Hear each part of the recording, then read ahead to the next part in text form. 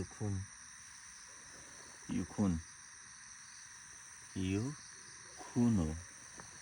यो मान्छेको खुन होइन। यो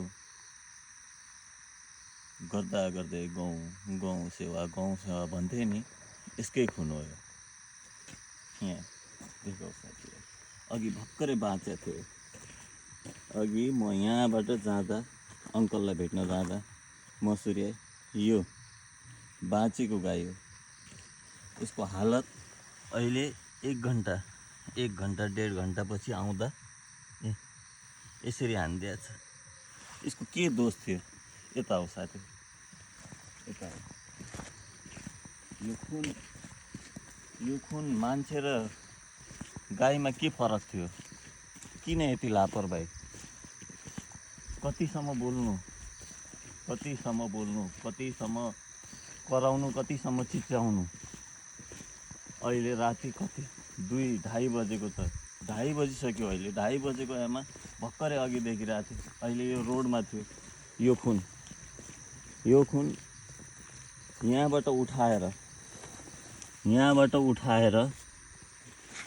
यहाँ राख्नु। हेर्नु,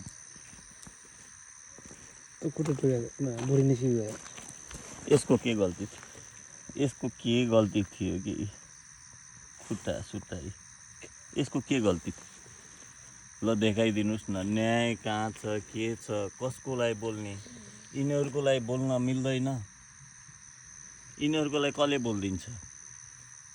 कसले बोल्छ कि? मलाई कसैले भनिदिनुहोस् न। हामीले मान्छे मानवताको कुरा गर्छौँ। यो गाई 2 घन्टा अघि या 1 घन्टा अघि जाँदा दुईटा जिउँदै थिए। अहिले मरेको अवस्थामा रोडमा फेला पर्यो आउँदा। दुईटालाई यस्तो निहत्ते हिसाबले एक्सिडेन्ट गरेर, हैन, को पापीले यसरी सायद गाडीले ठोक्यो होला यसलाई। गाडीले ठोकेर यति सानो बाच्छा, यिनीहरूले राम्रोसँग जिउन पनि जाने छैन। तिनी दुईटालाई अहिले करिब 50 मिटरको दूरीमा, एउटालाई अगाडि एउटालाई पछाडि, सुखरबाट यो अहिले यो साँडेपानीको जङ्गलमा 2:30 बजेको राति। के बोलौँ म? कसरी बोलौँ? कुन शब्दले बोलौँ? कसरी बुझ्ने? कसरी म बुझाइदिउँ?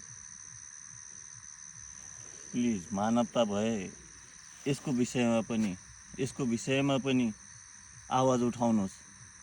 हामी मात्र, 2 जना मात्र नभएर सबै एकजुट हौँ।